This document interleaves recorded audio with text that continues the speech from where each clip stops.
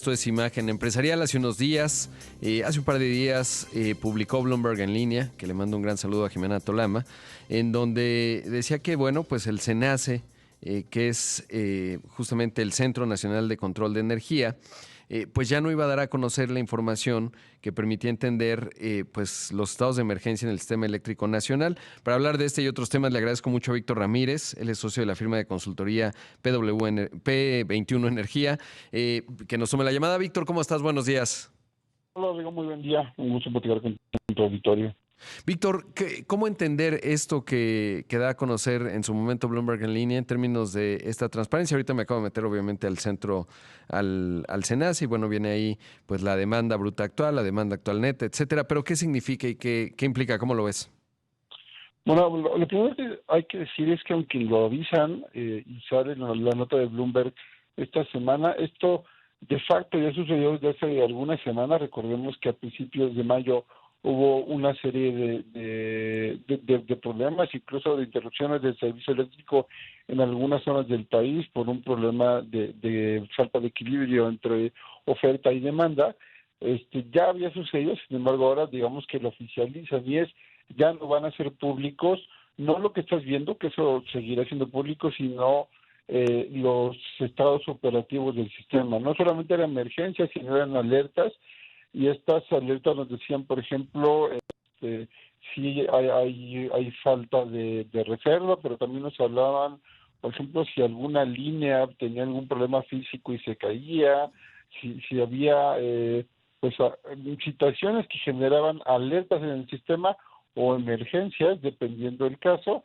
Y ahora no es que dejen de emitirlas, sino que ya no van a ser completamente públicas como eran hasta hace unas semanas, un mes o un poco más de un mes, sino que ahora las seguirán haciendo públicas, o más bien las seguirán entregando solamente a los participantes del sistema, que son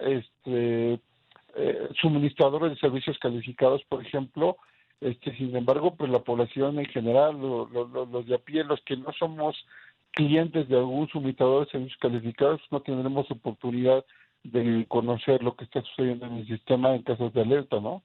Sí, es fundamental, sobre todo porque la transparencia genera buenos incentivos en términos de una mejor ejecución. ¿Desde cuándo era público? Esto es importante también porque evidentemente es información relativamente especializada y obviamente al hacerla pública pues tienes menos incentivo, o sea, es mejor, ¿no? ¿Por qué? Porque pues evidentemente si tienes fallos obvios, rápidamente el mundo lo va a saber.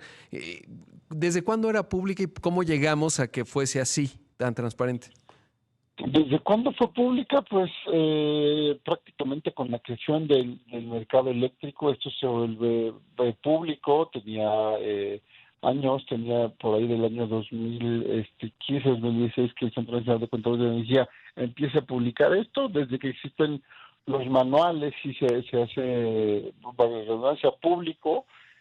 Y eso muchos, por ejemplo, a muchos nos permitió entender cómo funciona o qué debilidades había en el sistema. Gracias a eso, por ejemplo, pudimos, algunos que nos dedicamos al análisis del mercado, encontrar que hay zonas muy presionadas, que por ejemplo hay líneas de transmisión, una que va de la zona oriental a la peninsular, que trabaja por ahí del 80% del tiempo por arriba de su capacidad de diseño. Entonces, eso te permitía, no como participante, sino también como analistas, a tener información acerca de cuáles son los problemas más recurrentes que suele tener el sistema. Y pues ahora esa información pues ya no será pública, ¿no? Habrá que ver si algún participante del mercado, como un suministrador de servicios calificados, que no es otra cosa sino el que le suministra a clientes grandototes que deciden dejar de comprarle, hacerse cambiar de suministrador, pues esta gente seguirá teniendo acceso a esta información, sin embargo ya no será pública, ¿no? ¿Por qué llegamos a esto? Yo creo que es una decisión más que nada política. Uh-huh. Insisto que gracias a estos estados operativos del sistema podíamos hacer análisis y saber qué zonas del país eran más vulnerables, en qué momento, y pues al gobierno no le gustó que muchos dijéramos que hay riesgos de apagones, que es un producto de la política energética. Pues la mejor forma es ya no hago pública esta información, ¿no? Claro, al final, evidentemente, los apagones y los problemas de la red son muy públicos, ¿no? Porque millones de personas experimentan sus efectos, pero como bien dices, a la hora de un análisis estratégico más allá del gobierno, pues se vuelve mucho más complicado, pero se va a poder seguir haciendo. Pero sí, creo que no abona en nada, ¿no? Porque lo normal es que si tienes problemas, pues los tratas de corregir, no ocultar, ¿no? Bueno, sería lo deseable, no es lo normal, no necesariamente, pero creo que pues no va en el sentido correcto en términos de resolver, sino ocultar. Es correcto. Además hay otro punto muy importante y es no todos los grandes consumidores se han ido a suministro calificado. Muchos usuarios de energía eléctrica, grandes usuarios, siguen con CFE suministro básico y estos pues no tienen o quedan en cierta indefensión porque no tienen forma de saber en qué momentos hay estados de alerta y tomar las previsiones.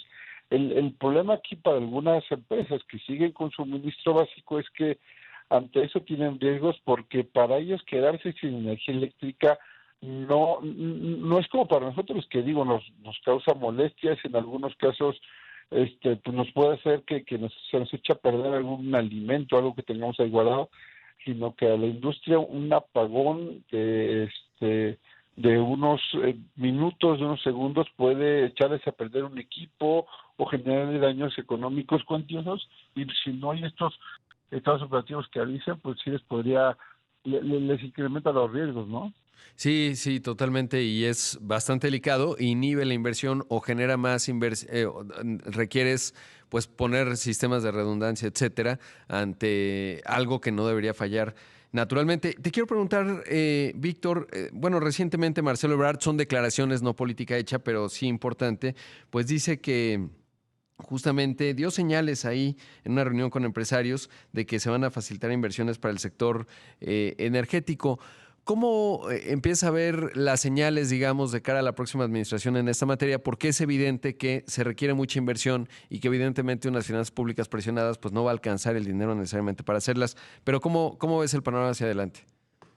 A ver, ahí la realidad es que ayer estoy un poquito sorprendido de algunas declaraciones que me esperaban. Por ejemplo, digo, de Marcelo Ebrard, hemos visto esto siempre. Marcelo Ebrard, recordemos que fue de los que impulsó, por ejemplo, unas